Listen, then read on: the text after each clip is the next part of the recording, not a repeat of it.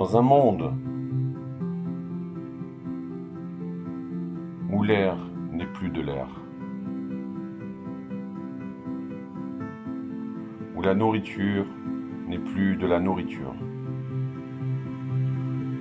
où dormir n'est plus dormir. Dans ce monde, les professionnels médicaux et paramédicaux se sont unis tous ensemble pour organiser le premier congrès mondial de la Société d'orthopédie pédiatrique et de sciences myofonctionnelles, et vous informer de tout ce qu'il est possible de faire pour améliorer, pour changer le sourire de vos enfants, leur santé et leur croissance. Le 1er août 2020, nous avons ouvert la voie de ce premier congrès. Et nous sommes heureux de participer à cette first track de l'orthodontie. Mayor was like, what do you mean? There's no society that focuses on pediatric orthodontics? What, is that not a standard of care? And we talked about official guidance being maybe at early age 7, but really 11 or later. And Mayor was like, you know, that's kind of like a crime. And anyway, this is one of the stated objectives of this meeting, to do intervention at the earliest age possible for the most amount of people. And that will lead into the next person, which is going to be who I introduce. But right now, I just want Patrice, who's based in Geneva, Switzerland. He's got a fantastic, brilliant practice where he's treated over 5,000 cases at the age of 5. But really, if you want to change the life of the children, and really I'm happy to be associated and the French Society of Orthodontic Pediatric with the AMS. But if you want to change function, if you want to change anything in your life, you need to do it at the beginning. You know, why to wait? It's incredible to think that the people can say, the orthodontists in the world, that you see a malfunction or dysfunction or anything, and you say we need to wait. We must do all we can to optimize airway health in as many children as possible at the earliest possible age with the least burden to the adult caregivers and the child itself, himself, herself. And it really has come down to that, is that really is what Patrice was saying, what Isabel was saying, is that it's got to be done as early as possible. And anyway, this is one of the stated objectives of this meeting, to do intervention at the earliest age possible for the most amount of people. And that will lead into the next person, which is going to be who I introduce. But right now, I just want Patrice, who's based in Geneva, Switzerland. He's got a fantastic, brilliant practice where he's treated over 5,000 cases at the age of 5 or thereabouts. Patrice, good afternoon from the south of France. Good afternoon, Mark. I'm really happy to be with you, and really first of all, I really thank you for the invitation and really for this organization of this crazy Congress. It's incredible, to see we can be all together in vacation in the 1st August, just around the world, and we can see you in different condition, so I'm really happy about it. And like you say, Patrick Felus was an orthodontist in France, and since 30 years, I think he is the only guy, the only orthodontist in the world who is doing only orthodontic pediatric treatment. It's that nobody is doing only orthodontic pediatric treatment for children 3 to 7 or 3 to 9, and really this job. So for me, I've done my education in the north of France, and one of my professors always do treatment for the patient who are 3 to 6. But really, if you want to change the life of the children, and really I'm happy to be associated and the French Society of Orthodontic Pediatric with the AMS. But if you want to change function, if you want to change anything in your life, you need to do it at the beginning. Why to wait?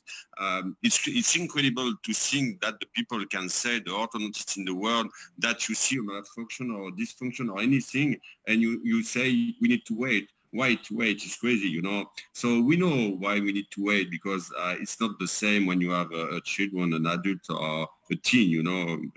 A pediatric orthodontic treatment, it's really different. But if you want to change the face, the growth, we know that it's possible. And if you look about the function, you know, you see about apnea, what are you doing at the end? You change the jaw, you try to move the jaw, and sometimes you do surgery. And really, it's crazy, but I can say that all the children we've treated between 3 to 6 never need to have a surgery at the end. And if you want to change and to organize the face and the function, all need to work together. There is impossible to think something cannot work just on one side. So if you do it, we need to do it together, and it's work. And really, it's work.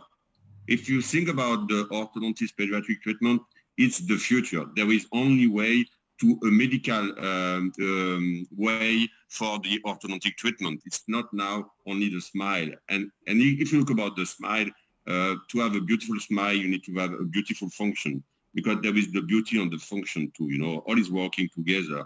And really, I think our job is one of the best jobs of the world.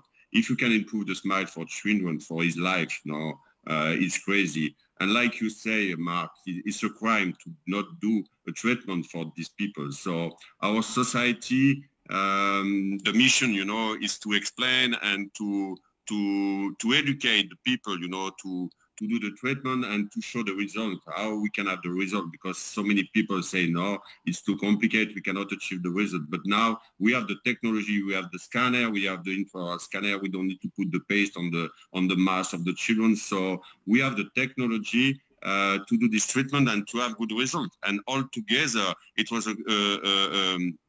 it will be wonderful. And I'm sure in 10 years, all the people in the world and all the orthodontists are doing orthopedic pediatric treatment. So when we meet in New York, you know, and we discuss, and I see the people who are excited about this project, it's like we are.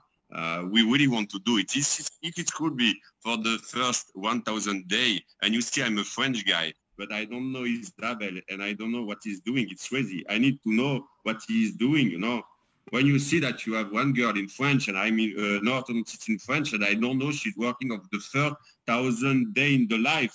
So you need to be here to be sure we are all together and we can share our knowledge, you know, and we can improve our job, our life, and the life of the children. So I'm really happy and excited to be here and to do my presentation, to show you all my case and to help you for all the orthodontists in the world to do the treatment as earlier as they can, at the system thing. If you see a trouble, you need to do something, you know. You cannot stay without doing anything and to say we need to wait.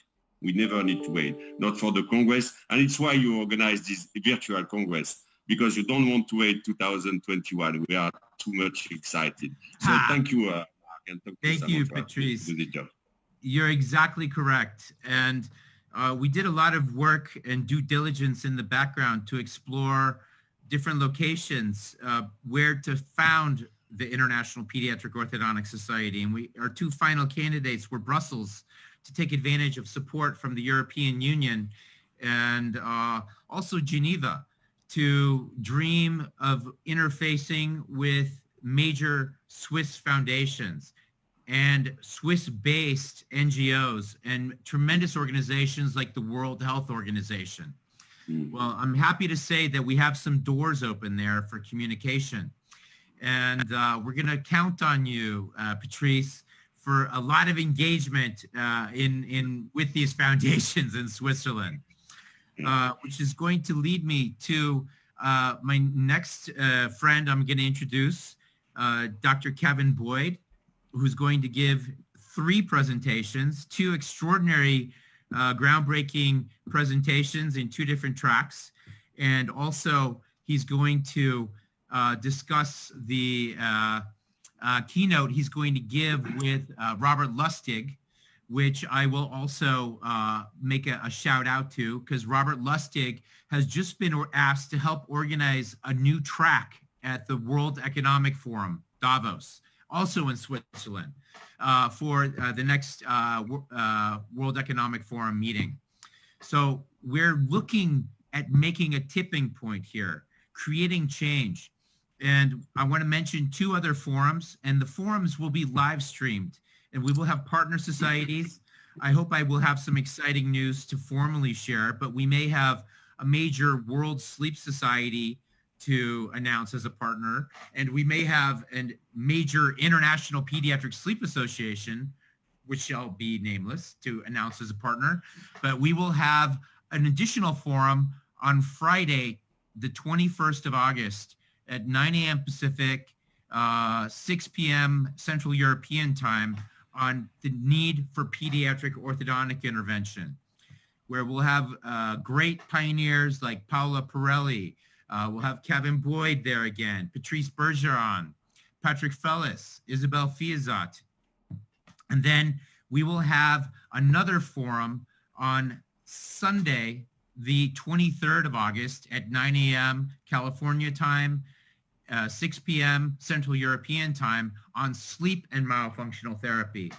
And our next speaker and keynote speaker today, Mayor Krieger, who I'm so excited to introduce, will be joining Phyllis Z, who's the incoming president of the World Sleep Society, along with Sharon Keenan, who is a giant in sleep medicine, a special message from Judy Owens, as well as Maria Piavilla, Audrey Yoon, other great pioneers, leaders, rising stars who've worked with us and have supported us.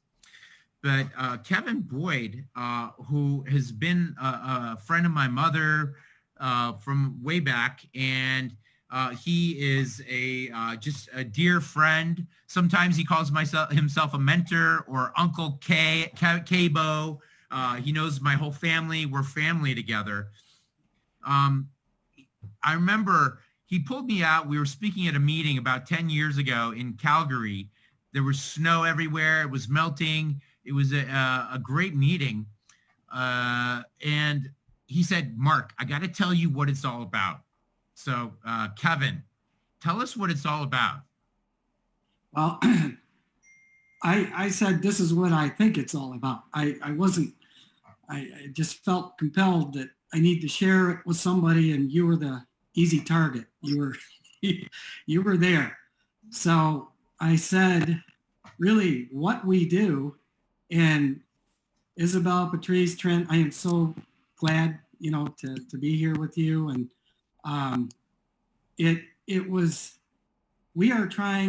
we must do all we can to optimize airway health in as many children as possible at the earliest possible age, with the least burden to the adult caregivers and the child itself, himself, herself. And it really has come down to that, is that really is what Patrice was saying, what Isabel was saying, is that it's got to be done as early as possible. These things don't fix themselves. And I've got so much literature to support, over 100 years of medical and dental literature, that states that we should start expanding kids when there's 20 teeth, 2.5 years old. How's that sound? 1,000 days. And my anthropology research, my thesis postdoc work, is all predicated on ancestral patterns of nursing and weaning. Guess how long for over 250,000 years Homo sapiens would breastfeed into the 3rd year of life? Sound familiar, Isabel? 1,000 days. I just thought of that when I was preparing for my keynote, is that has been what our genome is geared toward. So I don't know, I've got goosebumps right now. I am listening to Patrice, listening to Isabel, Trin, Mayor. I just, oh my gosh, I am so happy and excited to be working with all of you. So, that's really all I want to say right now. And Patrice, I have got to talk to you about these cases you have, because you and I are going to go crazy. Thank you. And Mayor, I got to talk to you about Stephen Stearns at Yale. So good deal. Take it over, Mark. Good job. And one more thing, Mark, unbelievable. In late February, early March, he said, Kev, this is going to be awful. This conference will not proceed. I'm going to create a virtual conference that will be a model for all other organizations. And damn it, he did it. I'm still amazed at the vision you had, Mark. It was almost like prophecy. And I'm not religious. I just like, you really saw this and you put it together. So my hat's off to you. Well, I remember thank you, Kevin. I love you. I remember what it was that you said. And if you look at the title of the Congress, you know, that's myofunctional orthodontic intervention at the earliest age possible to help the most amount of people. You actually said children, but we're thinking about people because we can intervene whether someone's 8 months old, 8 weeks old, or 80 years old. There's things we can do to help people. Children are also called pre-adults. I don't know if you knew that, but yes. I call kids pre-adults. And also to Patrice's, the criminality of not treating kids, I found a better word, medically indefensible. It is medically indefensible to deny this opportunity to little kids. So we're on the same page, big time. Well, we will have a virtual Hippocrates Gala, our 5th gala, and Kevin Boyd will be getting a Lifetime Achievement Award there for his vision and leadership around the world. And we're really excited to share more of that. Our next speaker I'm going to introduce, Mayor Krieger, won the first AMS De Materia Medica Award, which is for vision and leadership in the advancement of medicine, for his tremendous work. He's published, he just came out with a novel. He's got a book on art and sleep, which is extraordinarily brilliant. Wow. You should Google Mayor Krieger, art and sleep. It's wonderful. You should search the Royal Society of Medicine archives. Before the curtain of travel fell upon us, I was there with him in London, watching his brilliant presentation on his brilliant peripatetic searching around the world to unravel the myths and the stories around sleep. He's a visionary leader in medicine. I would love to share so many anecdotes and details about him, but it's been a real privilege to get to know him and become a friend of him and his wife, Barbara. And Mayor, I am so honored to have you here today. And we're honored at our 3rd Congress in Chicago to have welcomed you. And I'm really excited to have you as our first keynote speaker to kick off this Congress. So am I ready to go? You are ready to go, just about. So let's hope that sharing the screen works here. Okay. And you need to enable me to share the screen, Samantha. Right. Yeah, we're doing that right now. We're just doing a little cleanup. And something else, Mayor is not just a Renaissance man, but I don't know if he'll share any details, but Samantha's done a spotlight series and interviewing, and there's some great details that he shared, including his birthplace, which his parents, if it's okay if I mention, Mayor? Sure, go right ahead. Were Holocaust survivors, and he was born in a displaced persons camp in Europe right after the war. And he's gone on to touch people, touch medicine, and touch humanity from this beginning to around the world. And what an inspirational story, and a great man to spend time with. And I'm so glad everyone's going to be here today. And I'm so glad he'll be joining us for our forum on sleep and myofunctional therapy on the 23rd of August as well. And I want to put a plug in.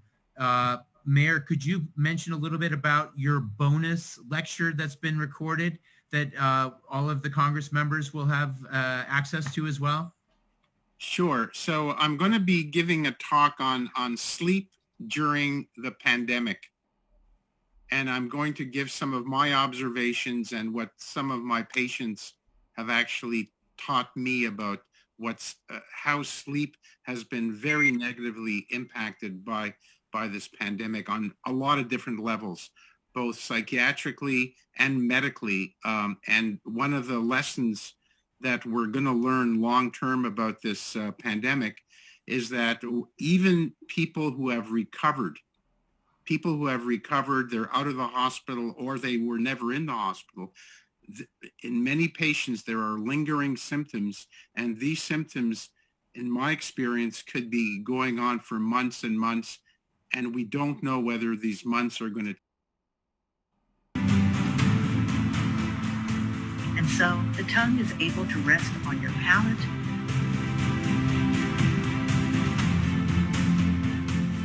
It's not going to be good, is it? That is just 3 years later.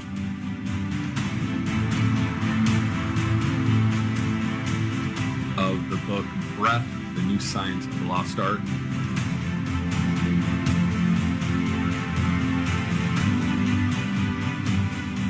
Do your lacrimal ducts? The baby was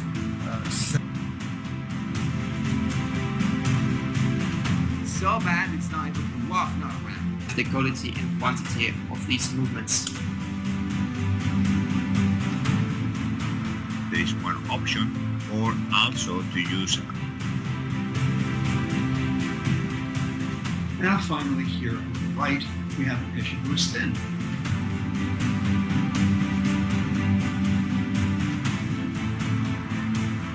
I'm excited to tell you that the future is now, and I'm excited to be part of it.